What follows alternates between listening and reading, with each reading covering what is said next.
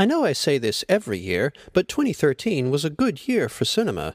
In 2013, I saw more films released that year, around 50, than in any other year, and the majority of them were at the very least good, and plenty were great. So much so that a standard top 10 retrospective felt inadequate. There were so many great films that there were a couple for which no amount of wrangling could keep them in the top 10. So this, ladies and gentlemen, is my countdown of the top 15 films from 2013.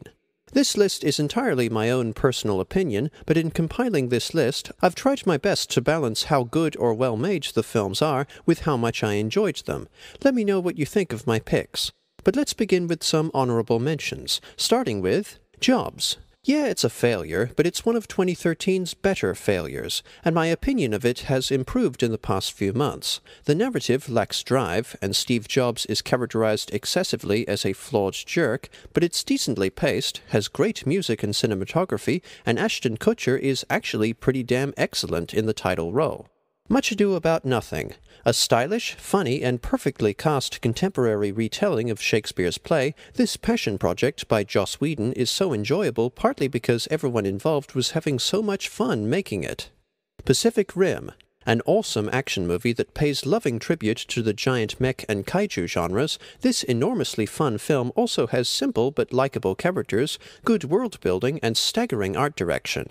Stoker. A slow-burning psychological drama by Oldboy director Park Chan-wook, this film overcomes a tedious start to become an intriguing, subtly macabre work, as you are constantly wondering about the uncle's true identity and how he is manipulating India, the young protagonist. The Counselor. After the lame Prometheus in 2012, Ridley Scott got his mojo back with this bleak thriller written by Cormac McCarthy. This film has brilliant performances from the entire cast, especially Michael Fassbender and Cameron Diaz, insightful novel-style dialogue that only occasionally feels overdone, and a tone and pacing that grips you with grim inevitability through the entire second half. The Hunger Games: Catching Fire. An immense improvement on the lukewarm first film, this film has a dark, engrossing narrative, much better handled commentary, interesting dynamics between Katniss, Snow, and the other tributes, strong dramatic tension, and far superior visual style and action. Iron Man 3. A deep, funny, well-written, and exciting follow-up to The Avengers. Despite some parts of the plot that don't make sense, this succeeds as essentially a superhero character drama about Tony Stark thwarting the villains while prioritizing his life and overcoming his anxieties, with Robert Downey Jr. in fine form once again.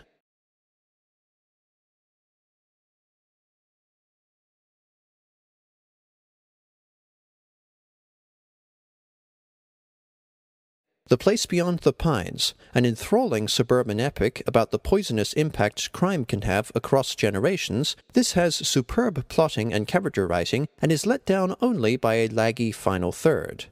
Cloud Atlas. I still think this is an outstanding film, but I've already said enough about it, and it isn't in my top 15 because I consider it to be more of a 2012 film. Still, it's a great film that deserves some further recognition.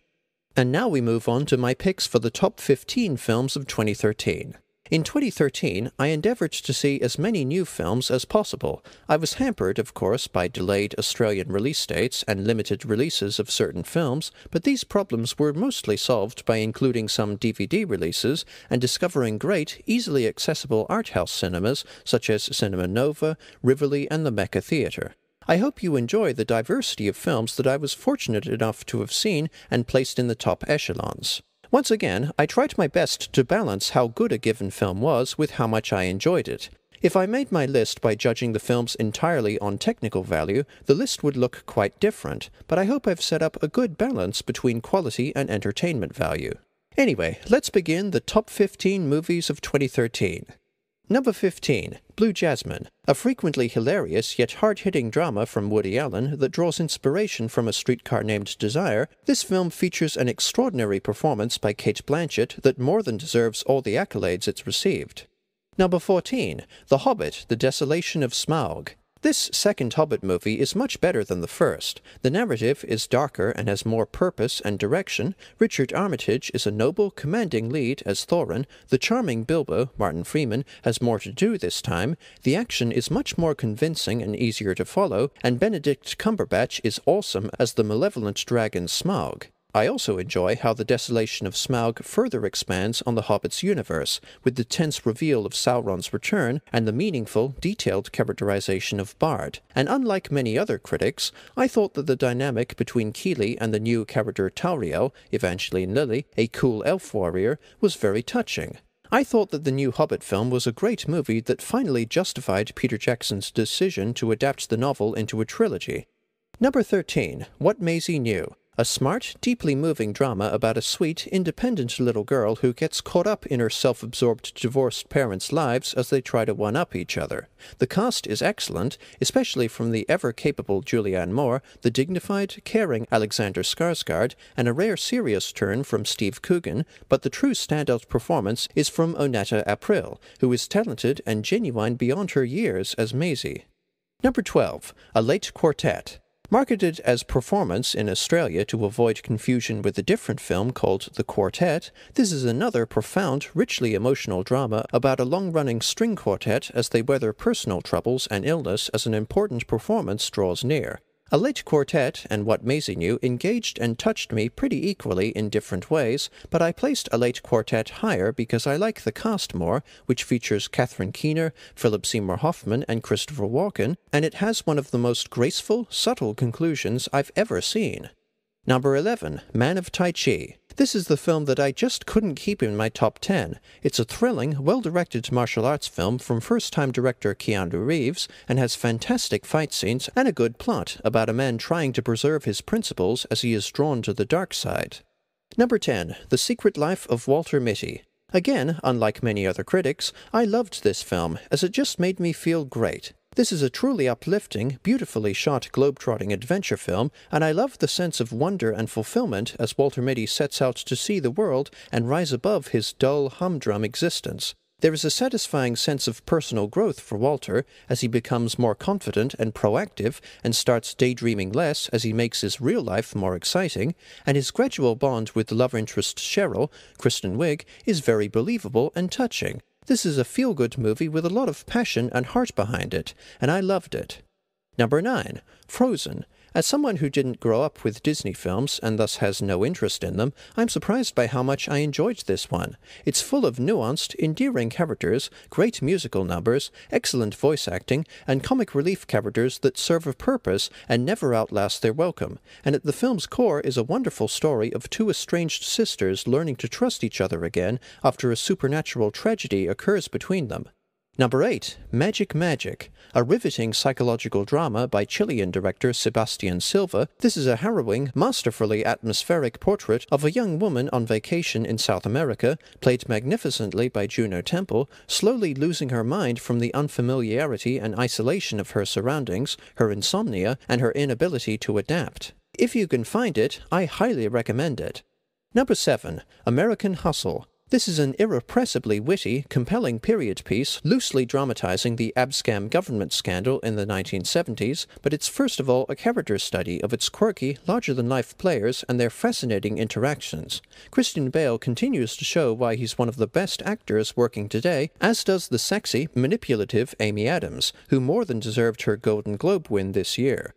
Number 6. Gravity. A breathtaking, incredibly tense experience of a tenacious, resourceful astronaut surviving a disaster in Earth orbit, this latest film by Alfonso Cuarón, one of my favorite directors, has dazzling effects, organic action, and amazing realism, and Sandra Bullock is great as Ryan, essentially carrying the entire movie.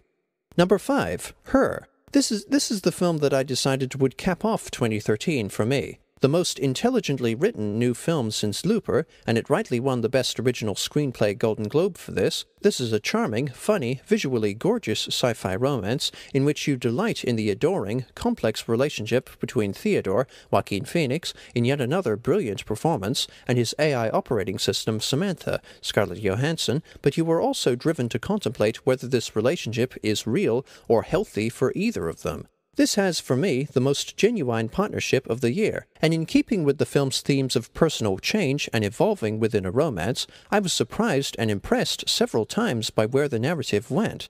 Number 4. The World's End.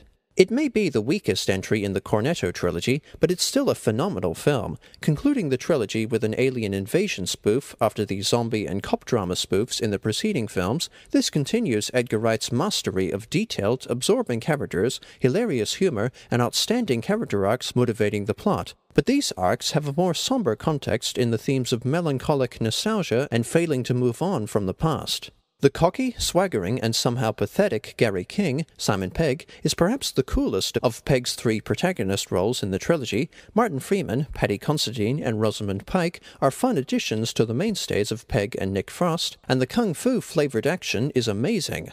Number 3. Blancanieves. And I apologize if I said that wrong. Rather like The Secret Life of Walter Mitty, this is a film that made me glad that I watch movies, and glad to be alive. Following in the retro footsteps of the artist, this Spanish silent film is a new take on the Snow White fairy tale, with the young daughter of a bullfighter persecuted by her sadistic stepmother and who becomes a legendary bullfighter herself after being taken in by a circus troupe of dwarves. This is a delightful tale of friendship, staying strong in the face of adversity, and realizing your potential, and the bombastic acting and powerful, extensive score intrinsic to the silent genre serve to heighten the emotion of the film. Number 2. The Hunt. This Danish drama by Thomas Vinterberg is an agonizing but captivating film about an innocent lie that results in a paranoid witch hunt against a kindergarten worker and turns his life into hell. Mads Mikkelsen's tremendous performance anchors this depressing but unimaginably gripping film that addresses how communities may automatically assume guilt and get swept up in hysteria. And this film is so believable and intensely emotional that I felt like I lived a lifetime inside it. The Hunt is the best film I saw from 2013 and one of the best films I've ever seen. Number 1. The Day of the Doctor. The Hunt is the best film of 2013, but The Day of the Doctor Who 50th Anniversary Special, which was given a cinema release, is my favorite film of the year. And really, what else could have been my favorite film? I've already praised it plenty in my review, but right now I'll say that it's an outstanding Doctor Who episode and a great movie in its own right. Well, those were my picks for the best 15 movies of 2013. Let me know what you think of my list, and I look forward to the movies coming out in 2014. And stay tuned for my list of the worst films of 2013. See you then. Thanks for watching. Cheers.